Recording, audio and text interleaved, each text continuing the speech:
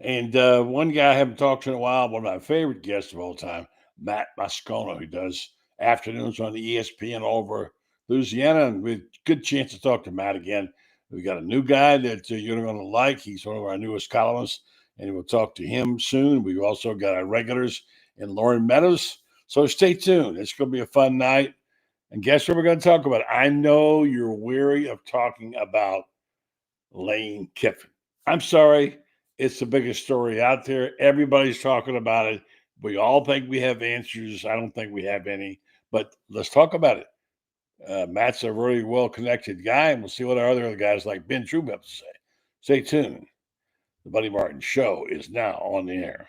Yes, it's time again for Buddy Martin. Call him up and tell him what you're thinking. But be kind because he's doing the best he can. Better, stronger, faster. Mama says that alligators are ornery because they got all them teeth but no toothbrush. Hey, what if the voice calls while you're gone? Take a message. Bye. You ready, champ? I'm ready for this my whole life. I'm incapable of small talk. But that's why you love me, right? Kind of intimidating to be in the presence of so many great athletes.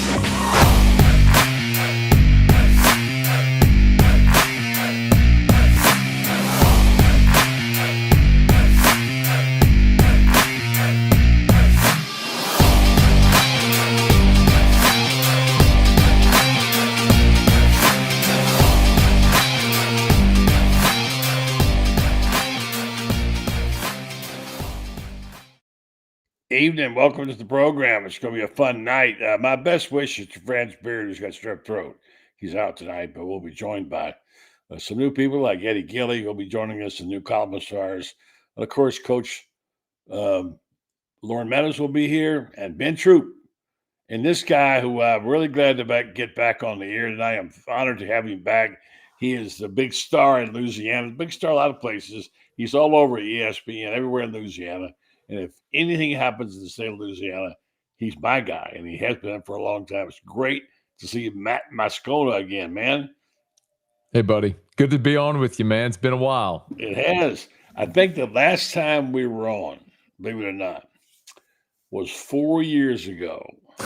Has it been that long? One of us looking for a coach. And you brought up Billy Napier's name, as a matter of fact, because I know you thought like many did. He was, after what he did at Louisiana, he was a hot prospect, and he was. But, that just goes to show you what we know. I mean, I've been wrong. Look at my Heisman Trophy leader list at the beginning of the year. Nobody's on that. There's coaches and schools on my list of people. I'm thinking, what? Indiana? Yeah, Indiana. So it's been a crazy year. And I'm not going to say that the new playoff system and the money has ruined college football. People can complain about the NIL deals all you want to. I want to hear your take on this. But, it's the going rate. And by the way, there were a lot of deals going under the table before this, as you know, and I know.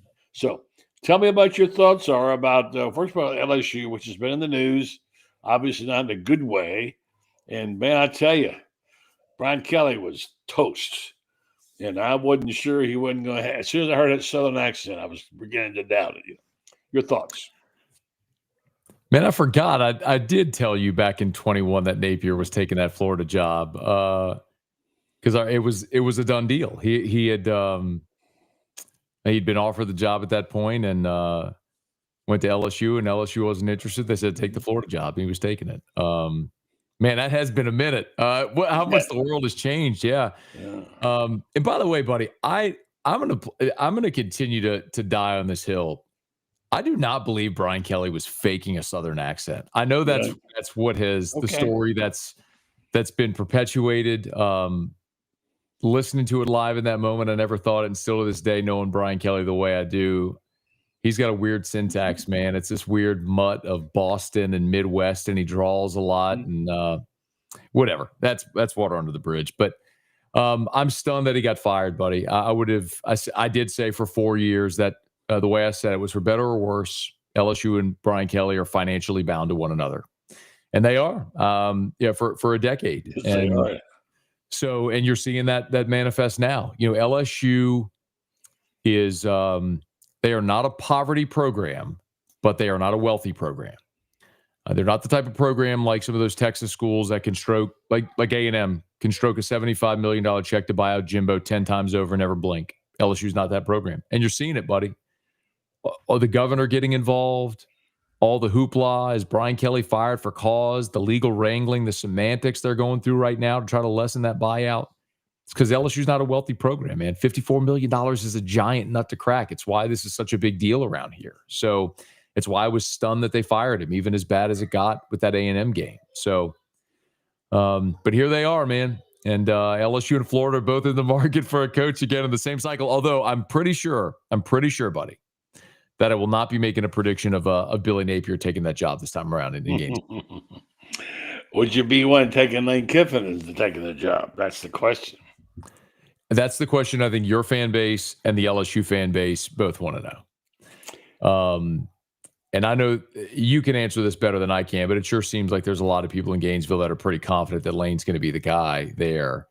What I will tell you here is that he is the primary target here. Now, I do not know if he has a strong desire to leave Oxford. I tell you, 4 years ago, he would have crawled over broken glass to get to Baton Rouge and Gainesville. But a lot's changed in 4 years, man. And, and Lane, what I'm certain of is Lane is going to have options that will make him the highest paid coach in football, be it staying in Oxford, going to Gainesville, coming to Baton Rouge, if it's Penn State or the Giants, all the other things, crazy things we hear. But it sure sounds like he's going to have probably a decision to make whether he stays in Oxford or he takes the Florida or LSU job. But I'm pretty confident he'll be LSU's primary target. Well, it's hard to say, and no, I'm not doubting you. And I've said from the jump, I think it's going to be hard for Lane to leave. It's hard to leave peace of mind. And there's a guy who's been tormented about it and openly talked about it. His goal being to have a statue out front. He no longer covets that. Sure, he'd like it, but he didn't covet it in a way. And again, not to go over the same old story, but seeing him at the table with his family. There's such a healing thing when you sit your family around a dinner table and you see how much he laps that up. And he makes his statements, I'll never be motivated by money. And, Jimmy Sexton goes, don't say that. Yeah. I believe him, by the way. Do you? I believe him. I do. I don't think he's going to make money no matter where he coaches next year. I thought of his money. I think LSU would have had it by now because they would probably have, although other tells me that they're not going to go any higher. And Ole Miss doesn't have that much. They can't go much higher than what they are. Now, I know about all the Grove collectives and all that, and who knows where the money's hidden, but I don't know. I mean, and the second part of this is we can't solve this tonight in a limited amount of time, and thank you for being on the show. Matt Moscona, long time. How long have you been in Louisiana? 20 years? I've been on air since 2003. So 22 years. Yeah. Did news for a bit, but this is my 19th football season covering LSU. Okay. Love your stuff. Love your program. And love having you as a guest. And I'm going to prove to you why I think Kelly did do a fake accent. Okay. Because I have a good ear for that kind of thing. Okay. And I've been known to listen to a person for a while. I kid you, I'm not bragging, but it's true. And be able to tell within 1 to 2 states where they're from. And I'm pretty accurate with that. Like right now, I'm going to guess where you're from. I don't know. I've never asked you this question. It's a pretty easy guess. It's not Louisiana. It is. I was born in New Orleans. I've lived here my whole life. Man, you fooled me. So, buddy, you just failed the test, man. Failed it. I failed it. I just completely flopped on it. But you got an accent like someone from Midwest or slightly above, and it's like none I've ever heard. Now, wait a minute. Here's the key. Where are your parents from?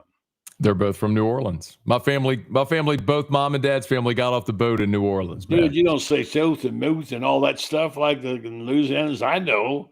I don't know, man. Maybe I'm like Terry Bradshaw, even. I mean, I'm a weird cat, man. I'm a weird cat. Well, it's good. Along the way, but it is good. But I swear I would have lost the bonus right there, but I usually am pretty good at this. So you got me.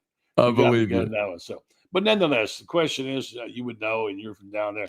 Let's talk about, gosh, we could do 2 hours right now, and we got about 2 minutes, and I want to get this in. Go and you're good at this. Fill in these jobs for me. There's 13, 14, 15 of them out there. Take the top 5 jobs.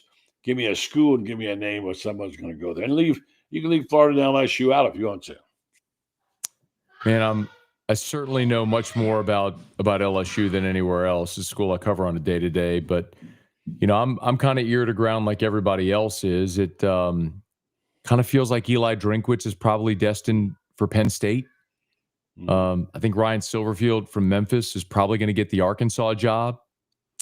How about Summerall?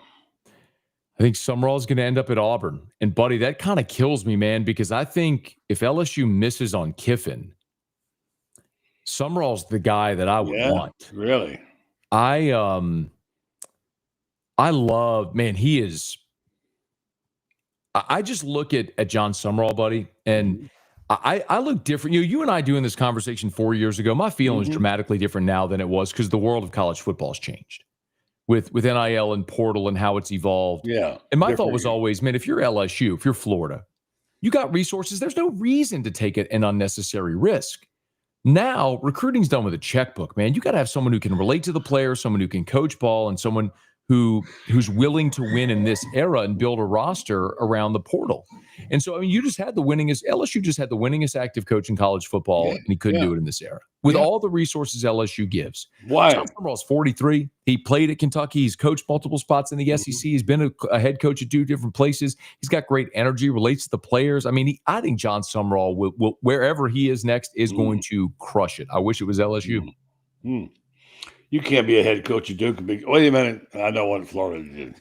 Hey, man. Yeah. Look at that. Look at Elko, right? Oh, yeah. No, Elko. I mean, let's talk about that. Where are these guys coming from? I mean, my gosh, Texas A&M and it's all the situations, all the other. Here's some coaches. We got look at Indiana. I mean, Vanderbilt. I love Clark Lee. I think Great. he's. But you know what? We also got guys who bleed their school colors. Why would Clark Lee want to ever leave? He's their Steve Spurrier or whatever. I mean, he's the guy.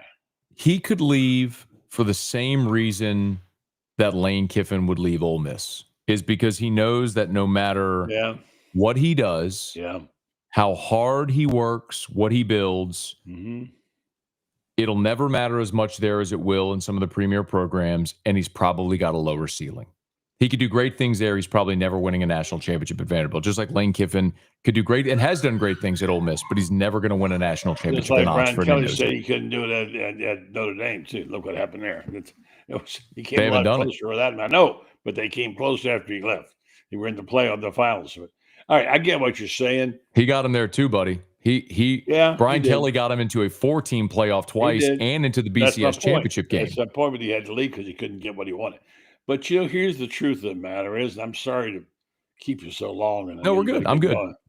And we got Ben Troupe's going to join us in just a second, and just to charge. And then we got Eddie Gilley standing by. But in the end,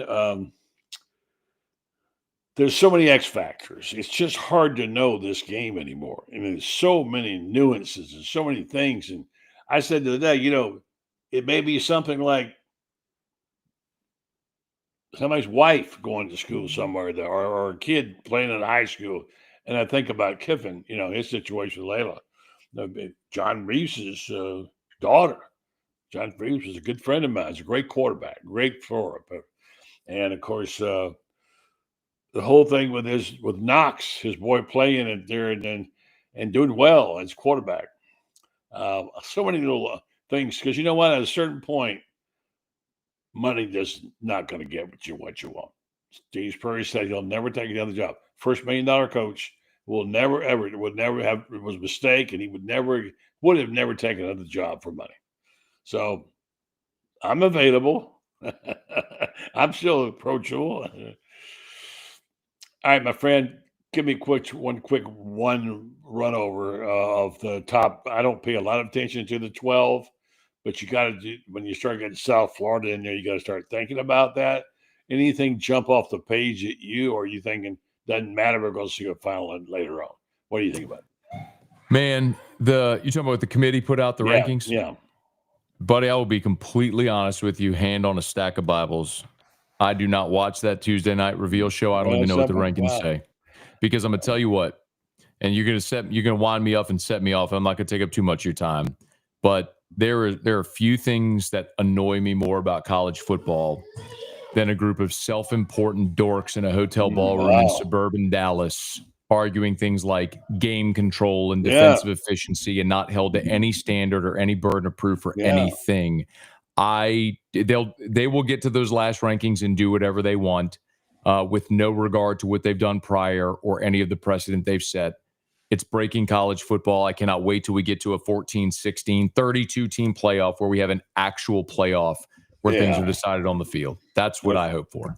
I feel you, but this guy also agrees with you, Ben Troupe. He was a good one. Matt Moscona. Man, I don't want to talk to Ben Troupe after what he did in 2003 in Tiger Stadium. Hey man, I had a lot of hell. Listen, I give more credit to Rand Carthon and Seatric Faison, them boys.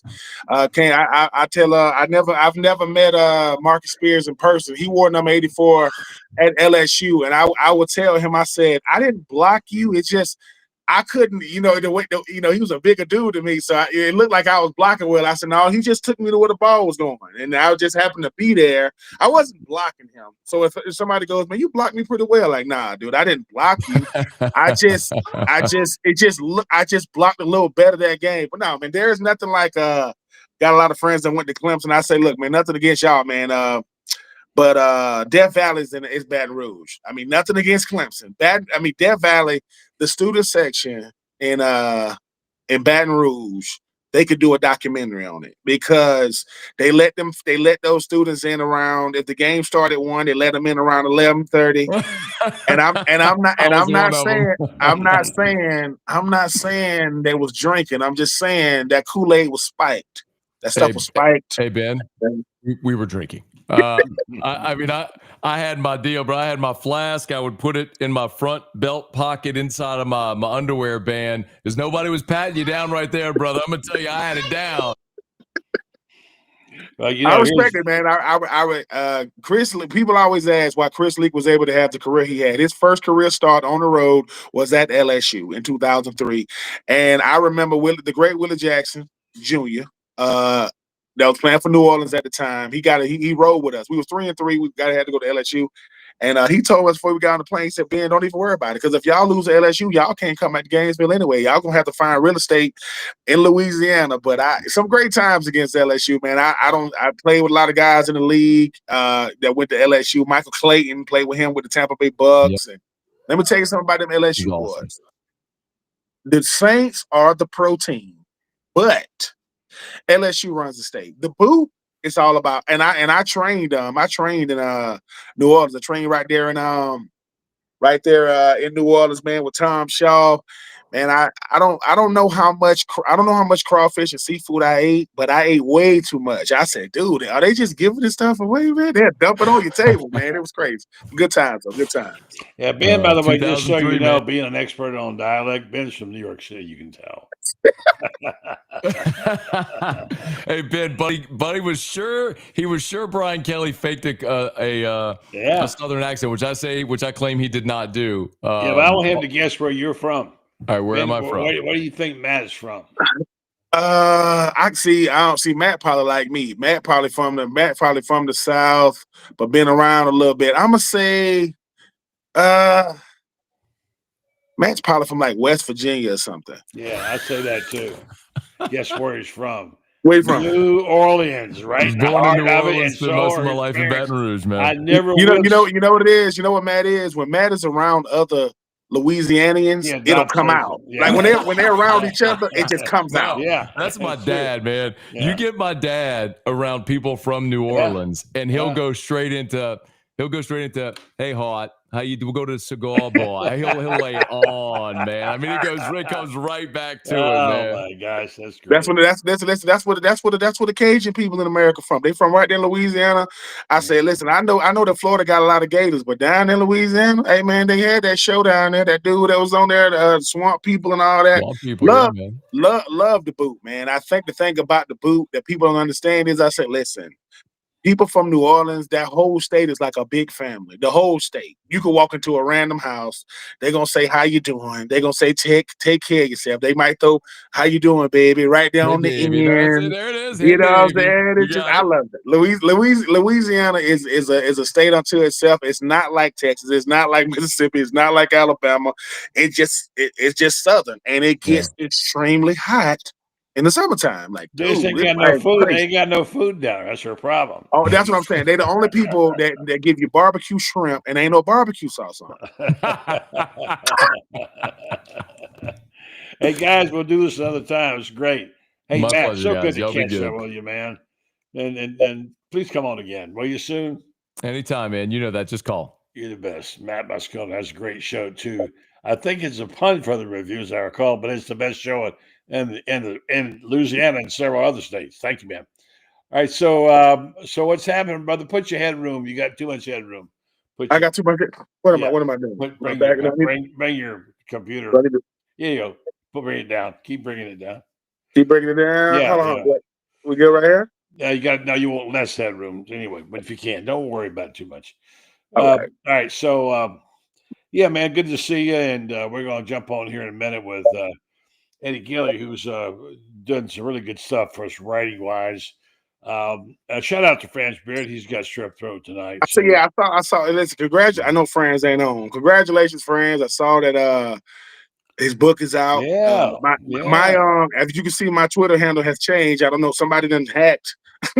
Oh, really? Somebody done hacked my old Twitter. Ben Troupe 84. I don't know. Really? Listen. I'm a nobody, people. You don't got to listen. You can do something better with your life. You're not a nobody. But here's the thing, though, buddy. I like what Matt there just. There it is. There's his book. Go ahead.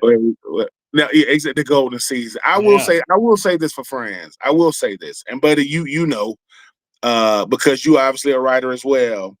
To be able to write on something you are passionate about, and to know that people want to read it, I would tell. I don't know what Franz Beard's crowning achievement is. If you ever get one as a journalist, I don't know, but if Franz Beard got the golden season.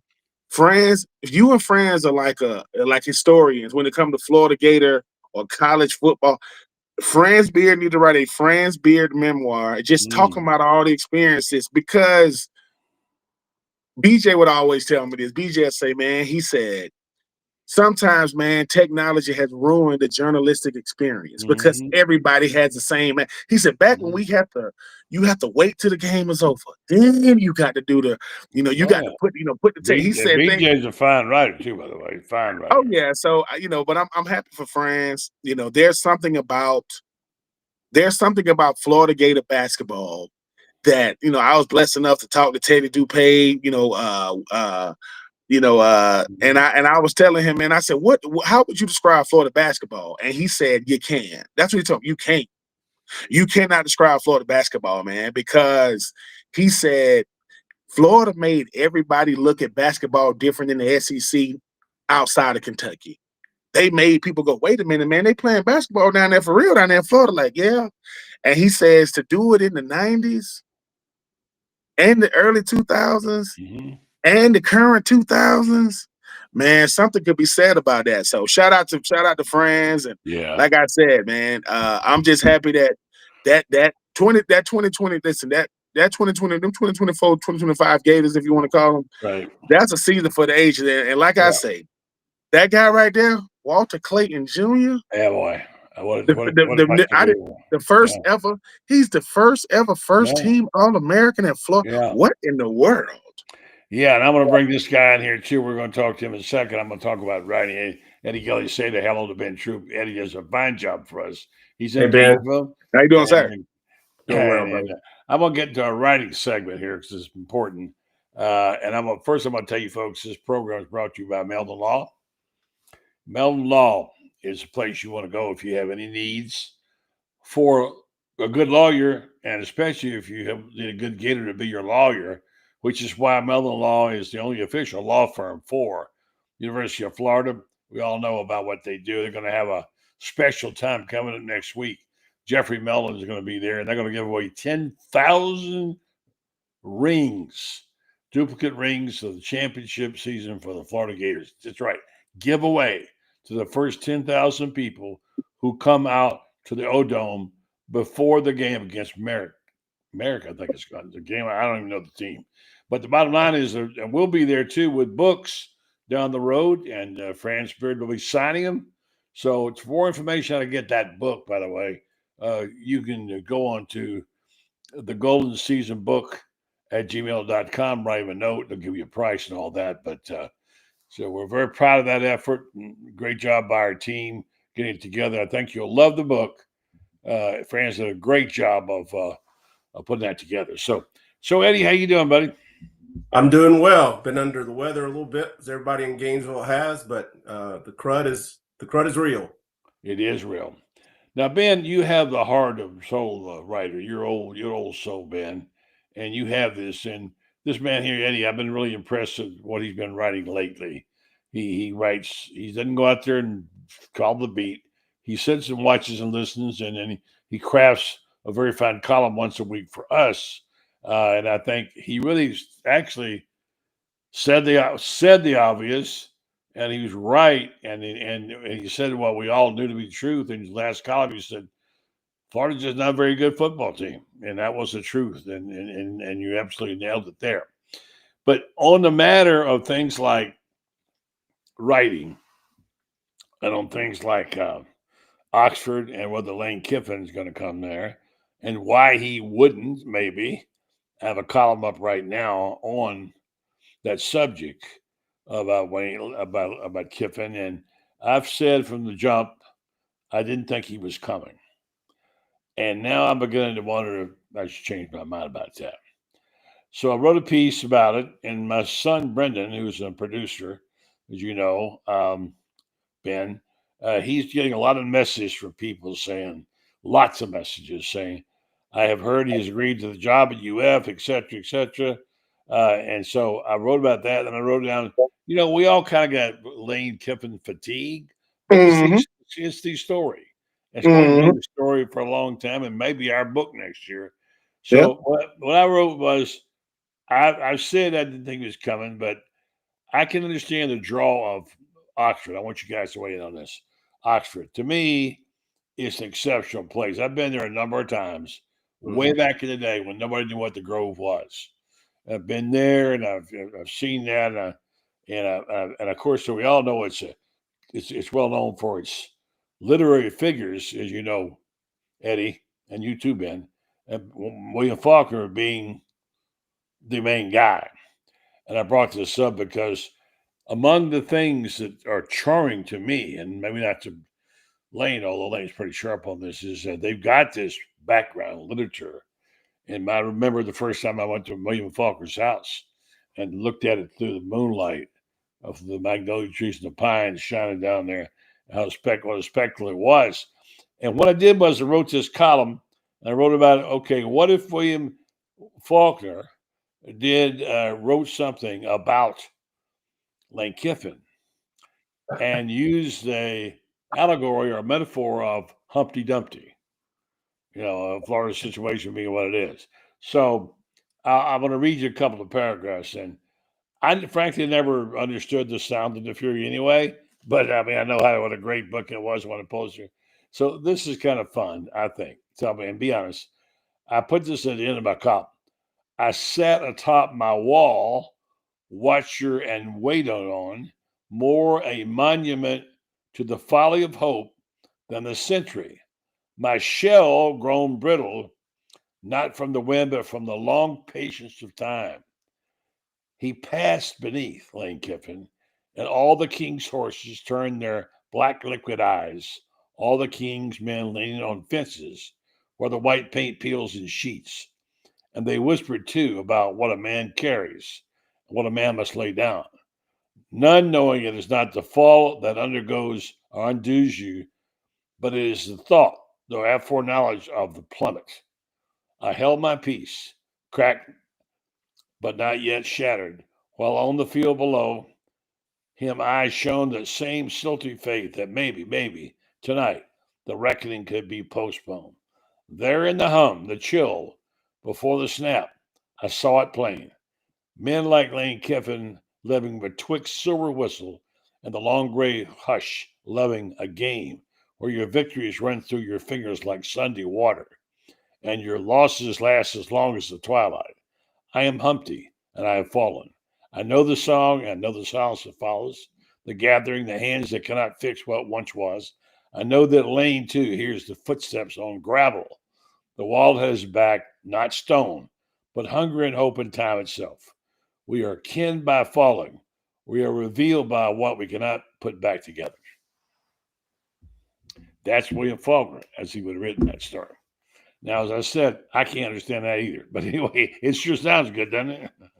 I mean, yeah. I mean, sometimes, I mean, what they say, sometimes the best words are those that are misunderstood. And I think for a guy like Lane Kiffin, it's something you just said, buddy. I think at first he didn't want to come to Florida. Like, no, I don't want to come. But as he thought about it, he realized, dude, I didn't know that Florida meant that much. Like, you know how many coaching openings there are that no one cares about. They won't say that out loud. Oklahoma State is open. No one cares. Oregon State is open. No one cares. UAB is open. No one cares. When I say no one cares, people care, but they care geographically. What happens in Florida, that's national. Everything. So Florida is a bad team, and they're still a top 10 brand. Ain't that crazy? Still a top 10 brand, still the number one brand in the state, and you're a bad football team. Lane Kiffin says this to himself. This might be the last time I'm highly sought after like this for a school like that. Because if you don't think my brand can only grow at Florida, it can't grow at Ole Miss. He's a big brand at Ole Miss, and I'm not taking nothing away from him, right?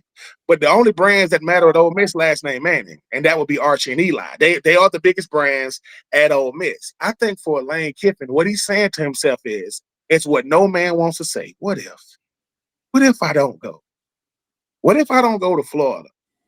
Or the same thing, what if I do? What if I do? Because I think we put so much on these coaches, they can't win. Like, because of social media, we put so much. Lane Kiffin can't even have a first day. It's almost like this. If he does come to Florida, his introductory press conference, it's like he's already had one. And he ain't even been to Gainesville except for last year. This is why I think Lane Kiffin will come to Florida.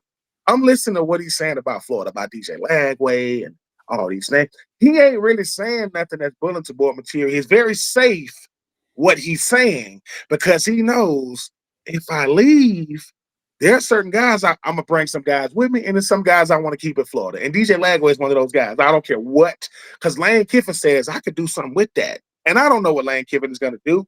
But at one point, Lane Kiffin was he was the young, highly sought after coach. That only happens one time. He's not young anymore. Now, Lane Kiffin is saying, dude, why did Florida want me? Because if Florida wants you, that's a different phone call. That's a different Marcus Freeman. Of course he can say no. He's at Notre Dame. Ain't nobody going. I get it, Marcus. I get it. He wouldn't say no if he was anywhere else, though. Don't get it twisted. Notre Dame, that's touchdown Jesus. They got their own brand. I get it. I get it. But when it comes to Florida, and this is no disrespect to LSU, because LSU is a highly sought after gig. Florida's different. Urban Meyer told you what's man pick. They said Ohio State or Florida. Florida, he didn't flinch. Florida, he didn't flinch. And I think for a Lane Kiffin, for any coach, they want to know, dude, am I good enough to do that?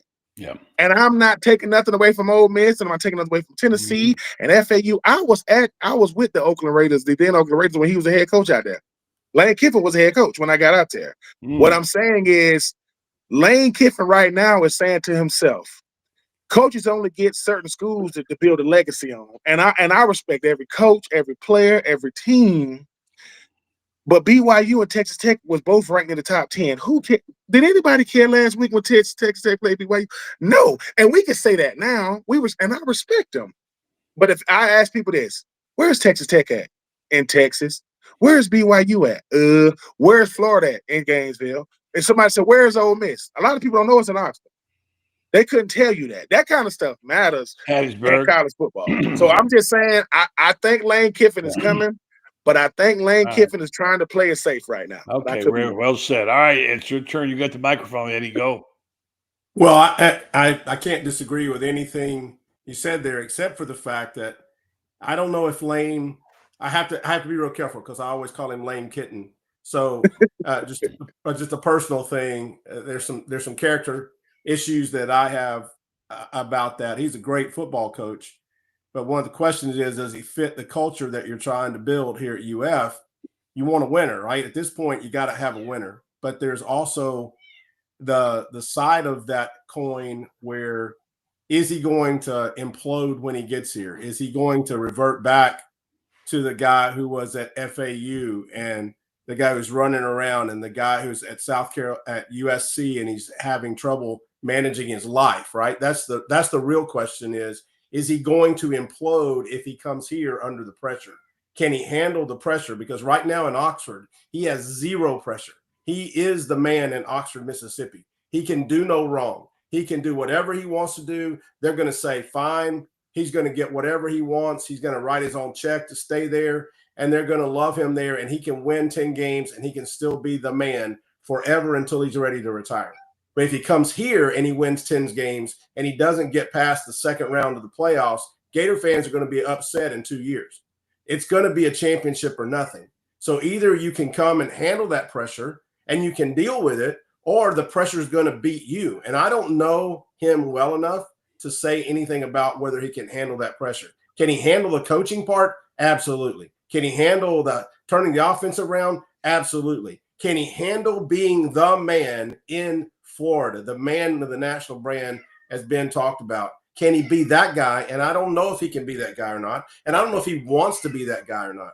Because let's face it, he's 3 games away from being in the playoffs, and then he's 3 games away from being in the national championship. And if he wins that, is he really going to leave Oxford, Mississippi as the national championship coach? No, he's going to stay right there. And all the work that Scott Strickland's done and every other AD who's done behind the scenes is going to go out the window. So if you're a Gator fan, you better hope that the Florida Gators go in there Saturday and beat Ole Miss. As unlikely as that seems, you better hope that happens. And you better hope that Mississippi State somehow comes up and upsets him and kicks them out of the playoffs. Because if they get in the playoffs, they're a dangerous team. They have a chance to win it. They have a chance to scheme some people up. And before you know it, he's in the championship. And I don't think he goes anywhere if he gets in the championship. Good point. Bring in Loren Meadows right here now and get his views. Say hello to Eddie Gilley. What's up, hey, Loren, what's up? What's happening? What's up? What with you, bro? The one what's thing up, Lauren? What's up, sir? Sorry, go ahead. I just wanted to say real quick, and I'll look so out of the way that you guys talk, and that is that if you saw any of the special that they did on Kiffin, where they went inside of his house, and you saw shots of him, and Eddie, you would know this a lot more than I because you deal with these kind of things that are esoterical and spiritual and whatever. And he and I don't know him well. I know him a little bit. He looks like a changed man. He has a different set of values. And when I saw, I already wondered if he was going to come there. But after seeing how he interacts with his family, even though it's his divorced wife, and how he seems so content and so happy in Oxford, why would you want to leave happiness and contentment? I mean, it takes forever there, Loren, to get there. Why do you want to dump it and go someplace else? Yeah, I mean, I think that's the big thing that people are concerned about, or, I'm going to say concerned. That is one of the things that you have to take into account. And I heard Eddie saying, I mean, you got a lot of things going for you at Ole Miss that you may or may not have here in Florida. And, there's a comfort to being at a place, small town feel. They love you. They're going to let you do any and everything you want to do. And I mean, I think he's at a place where, and Eddie, like you said, this, sometimes you have to change your environment to have some contentment. When you're ministering to people and you're doing those things, sometimes you encourage people to maybe get some of that outside noise and or folks away from you so you can, get yourself centered. And based on that special, he's extremely centered in Oxford. Now, could he be centered in Gainesville? Certainly. But that centered going to come with 11 wins and some playoff runs.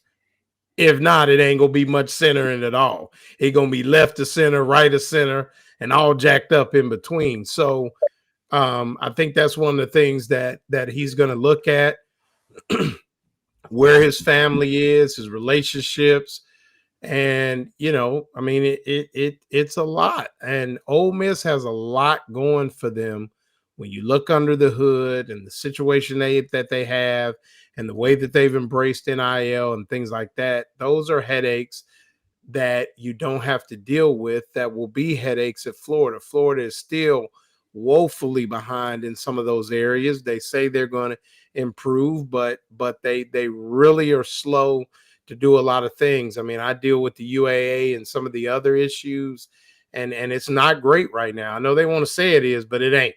And they got a lot of work to do. So, I spoke with a group a couple weeks back, and I said, when you guys moan and cry about Lane Kiffin not coming, look under the hood and then look yourselves in the mirror, because we have people that have not committed to the same way that the folks at Ole Miss have. So, it's a lot to be said for staying there, for sure. Well, there's a lot of That's things also- that you get.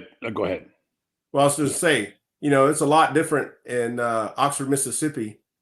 Your money can go a lot further in Oxford, Mississippi, even than it can in Gainesville, Florida. And, you're paying a kid to come there. Yeah, you're Oxford, right? But Oxford's a great little town where if you're an athlete, you're still elevated really highly. And you're not that far from Memphis, which is the big city. So if you want big city life and big city fast stuff, you can be there in an hour. Because I was in Memphis last year and drove down to Oxford and spent the day in Oxford. Right? It's a gorgeous town. I went to see Oxford, and it's beautiful. It's a great environment. The Grove on a Saturday is as good as you can get.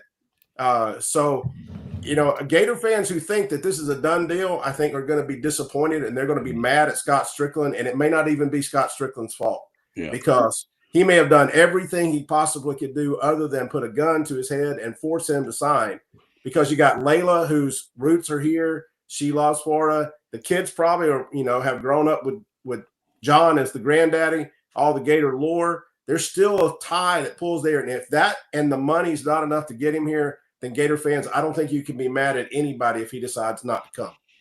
I don't think I'd be mad. I think it's to be disappointed. You're not talking to the same people I am. Yeah, I was gonna say I agree too. I'm gonna be mad. Mad if he doesn't come. Mad. He's gonna fire Scott Strickland if he doesn't get him. I mean, justifiably so. I understand how they are. I understand, and the disappointment's going to be huge. That's the thing. We're in the precipice right now, like this kind of being Humpty Dumpty, right? All your eggs in one basket, and the basket may turn over. Like even the other night when I found myself when FSU came back and took the lead in the basketball, I thought, oh crap, now we don't even have that, if FSU beats them. So it's very sensitive time around here. And I'm going to leave this to you guys to decide. I want you to make a choice. You can't all have the same one. And I would say if you don't get Lane Kiffin, then who do you get? I'm going to remind folks that Ben Troupe, of course, he's on here every week. Loren Meadows and Eddie Gilley is a new writer for us. Does a fine job, has some good thoughts. So who wants to go first? If not Lane, who? Hit it, Ben. It's not Lane Kiffin, and this is not going to be somebody that I think everybody's going to necessarily love.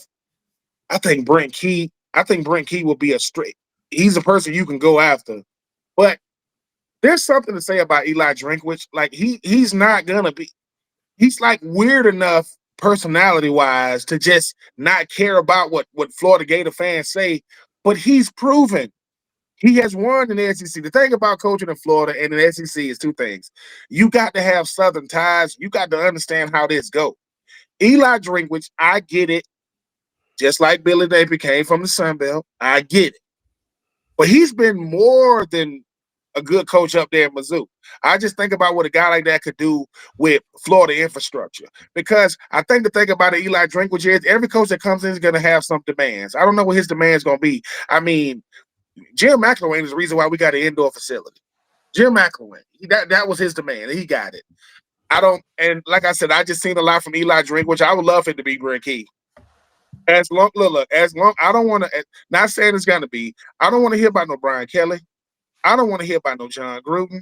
I don't want to hear about no Nick Saban.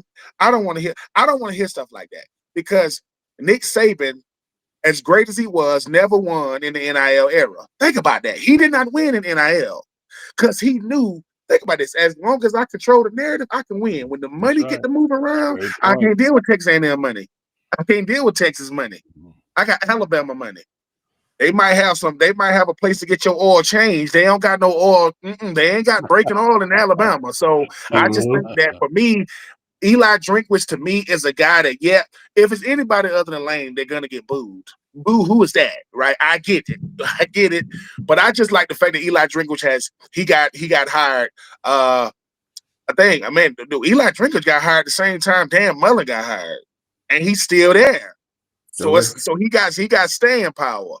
So I like him, and like I said, I know it's other candidates, but I'm just thinking about a guy who's already won, who was in the SEC East. Now they ain't got no they don't got no size now. I just like the way he coaches, man, and he seems to be a guy that's weird enough to not care, but good enough to win.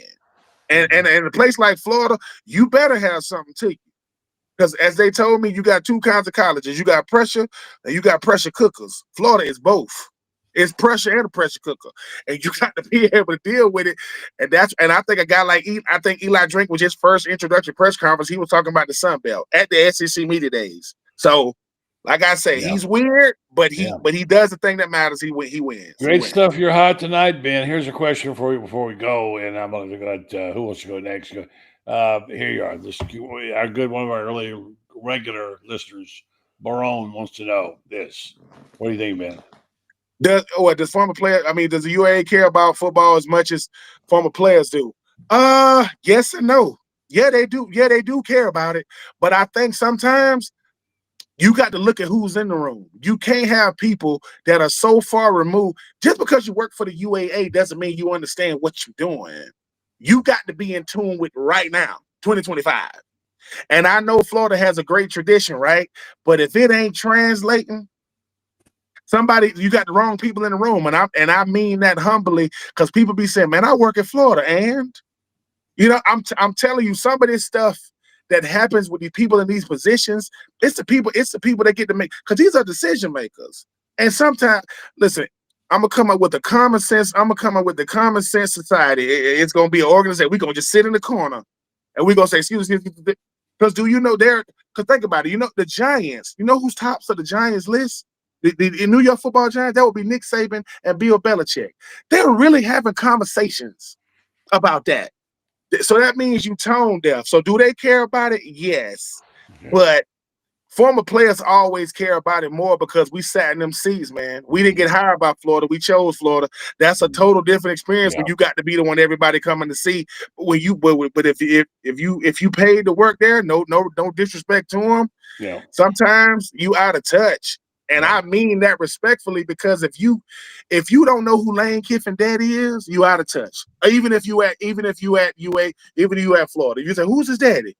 You don't know who Lane Kiffin daddy is? Yeah, you in the wrong room, man. You shouldn't be in those rooms making decisions, because like Lauren just said, if it doesn't work out, he gonna say, look in the mirror, because there's a reason why they don't show up. They don't make those type of meetings public, because you know how many people gonna be like, what did they just say? There's a reason why those meetings are private, because the stuff that they saying in there, you like, dude, what are y'all talking about? This is with me not even, I was blessed enough to be in some of these meetings before, and sometimes you just raise your hand and just say, what are y'all talking about? That has nothing to do when they say, we're gonna have to pay Lane Kiffin how much? We can't pay him. What you mean? You better do something, because if Lane Kiffin don't come to Florida, it is going to get ugly. I'm just saying, it's going to get ugly if he don't come. We'll see. All right. If he don't, who's he going to get, Lauren? Who are they going to get, or who would I get? Well, who are you going to get for them? I keep saying it. First of all, Florida fans, I think get ready to be disappointed. Number one, and number two, I'm gonna be twofold. If you like Lane Kiffin, to me, why don't you like James Franklin? Same person to me. I mean, not as quirky, but if you look at the win-loss record, very, very similar, and only one has a conference title. Well, I don't get that at all. I think and a playoff bid.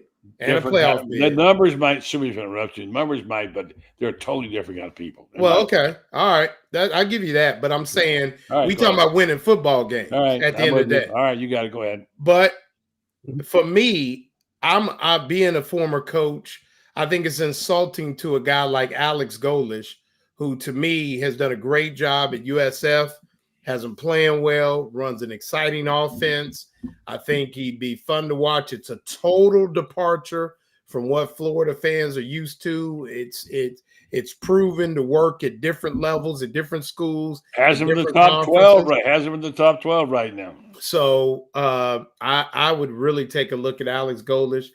I know fans don't want to hear that. It has no splash at all, barely a ripple, but you're talking about a good football coach. So those are my two. All right. Let's go, Eddie. It's your time to tee it up and go.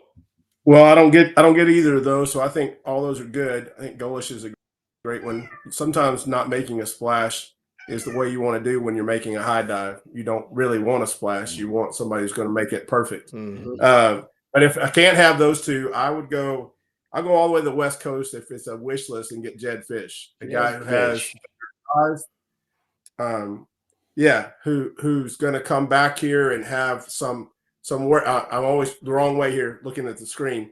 So who has a heart with the Gators, and I don't know that you can get him. So that's the case. I did that blind column that we posted a while back on Gator numbers. Mm-hmm. And they're all the same. None of them are worth $13 million. Not a single one of them are worth $13 million. None of them are going to guarantee you a national championship. Nobody has any. The last national championship coach got fired, except for a couple of guys up the road that are there. And you're not going to get those guys out of Ohio State, and you're not going to get Kirby, and don't want Kirby out of Georgia. So who else are you going to get, right? Saban's tree is falling apart under NIL, as Ben said. His way of doing it, not going to work anymore. So you're going to take a shot in the dark with somebody. And if you don't get Lane, I don't think it matters. Honestly, to me, it doesn't matter if you can't get Kiffin. I don't like Kiffin personally, so I won't want to be there as a fan. But I will not. I've said it. I won't buy any new gear as long as he's there until I see that he's changed as a person. And if he has, that's great, wonderful. And then I'll stand corrected and I'll say, all right, I see he's different and he's different. But until then, I think he is a great football coach, and he would be great for the school at UF if we got him. Buddy, can I ask a question? Sure. And I'm glad Eddie brought that up, and I'm not here to, but I was talking to another fan of the show, and he brought up kind of some similar things when you talk about Lane. And I'm gonna say this as I'm making an abstract statement. I'm not judging Lane Kiffin's character. I am not making a point. I'm not putting myself above Lane Kiffin morally or anything like that. But I'm asking you, buddy, because you've seen them all. Does that matter in the big scheme of things? Does it matter? Well, let me ask you this: would you take Urban Meyer? Yes, I would. Well, a lot of people said, well, after his behavior, what happened in Jacksonville and the incident that happened in his restaurant, he didn't deserve to be the coach. And there's those people. They make it's okay to make moral judgments about people, and other people will say, I don't care as long as you win games. Well, Eddie brings but up he's college, but Urban Meyer is college football royalty. That's way different. That's way different. I'm the biggest. Is Bobby Petrino still in coaching? Yeah, he's still there, ain't he? Yeah, but I hear what you're saying. But I wouldn't want him. And all I'm saying is, in NFL circles, Urban Meyer, no. But there's a lot of coaches in NFL circles. In college circles, what? Urban Meyer, the Urban Meyer, yeah. People, listen. They still thinking he's coming back to Utah. They still think coming back there. Ben, could he do it under this new system of the NIL? If I believe Urban Meyer could do it for the simple fact that Urban Meyer, no matter what, every coach, like every player, has an ego. Every last one of them, no matter what they say. And Urban Meyer don't like that. He don't like how you saw him last. Even if it was Jacksonville, he don't like that. But can you do a mat drill with guys who are making $2 million per year? If it's like this, I will say this about Urban Meyer. Do you need a mat drill to win? Well, here's the thing about Urban, though. The one thing I know Urban Meyer ain't gonna do, he ain't gonna beg you to play. Because if he got to beg you to play, he got to beg you to stay. He ain't gonna do that. If he give you that money, that's gonna be his call. Hey, do wait, because Urban can talk to you. Most guys ain't got no pedigree. Most guys don't got that. Who you think you talking to? Urban does. He can be like, dude, it ain't his money because, dude, we gave you $1 million. What you mean? And I think that's the thing about college football now. He's like, look, Kirby Smart is only successful, man, because he could talk to these players. He got a pedigree. It ain't but what? Him, Dabo, and Ryan, they ain't but 3 active coaches got national champs. So most of them ain't gonna win it anyway. I think what Urban Meyer is he willing to change how he is? Not who he is. Is he willing to change how? And I think that's why it'll be hard for him to win it, because nowadays these players making money. Are you not practicing hard because you ain't practicing hard? Or you not practicing hard because I don't really F with you like that? Well, but who knows? I think you could mold men and not be great to your woman. I mean, I really do. I think the two are not, locker room culture and the way me and Miss Marsha are here at the house is 2 different total things. So, to your point, buddy, and I know you and I, basically when we first met, we discussed, our affinity for Urban Meyer and how we respected him and what he did. I think that, but I'm asking, is there any moral component to, as a whole, the acceptance of a head coach? Like what happened at his restaurant, that's between, but I don't think that has any bearing on your role as a head coach. It's like, we don't have much time. Yeah, we don't have much time, but I think, Loren, it does matter when you're talking about an institution. It's different in an NFL franchise and an institution where you have presidents and board of directors, and you have a governor who's sitting in the seat in Tallahassee who has a lot of input there. He's not a direct boss, but it does matter to those that the flagship university of the Florida academic system does not have somebody running its most visible program who's doing things that are going to be in the headlines for all the wrong reasons. In this day and age, you can't get away from that. I got to end it here. I mean, that's a good point. That's the question I asked. Yeah, but go ahead, buddy. I've got to go. I want to say this real quick to Eddie, and this, we're going to get all, a lot of people are not going to like this, but the fact remains is they're playing by the rules today. The rules are money. There's something very scriptural about money. We all know the lust for money, according to the good book, is the root of all evil. And of course, that means now people will turn their heads. They'll turn their heads on, well, okay, the guy had he had that little problem back in Cleveland and he raped a woman. I mean, I'm not saying that would be okay. I'm just saying we're willing to accept a lot now because the money speaks. And that's the problem we got to deal with at some point in time, whether we like it or not. That's it. Eddie, great job, buddy. Benny, boy, it's good to see you, man. Troopster. Yeah, man. Listen, as you see, Ohtani, he won another MVP. The Tampa Bay Rays are actually in Tampa now. Congratulations, buddy. They're actually in Tampa now. And guess what? Listen, we didn't do it to each other in 2020. No, we didn't do it to each other in 2024, but 2025, I got a brand new set of Brave hat. I'm just going to wait on you. I'm not going to bring them out until you bring out your Tampa Bay. I'm just telling you. As long as you don't bring yours out, I don't bring mine out. We good. Okay. We good. All right. Good night, Lauren. Thank you, man. All right, guys. Yes, sir. Take care. All right, now. All right, great show tonight. Really good stuff.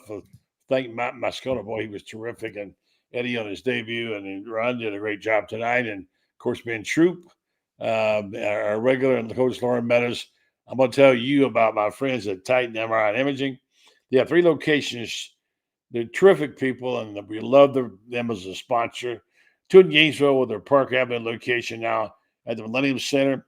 1 in Lake City, serving all of Columbia County. And Valdosta, Titan MRI and Imaging offers the same great customer service, except insurance, or you can go through their convenient self-pay option program. They offer MRIs, CAT scans, X-rays, ultrasounds, easy scheduling, which means you can get a night appointment if you work in the days. But this is the thing I love. And I love this because I've had MRIs, and I don't like getting into those small tubes. Let's face it, we all have a little bit of claustrophobia in us, and sometimes that gets to us.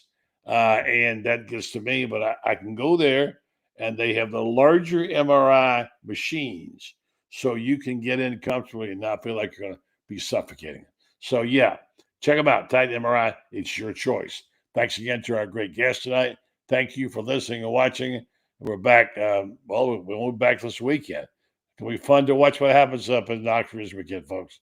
So check it out. I'm sure you will be doing it, as will I. So I'll say good night to you, and we're back at you again on Monday.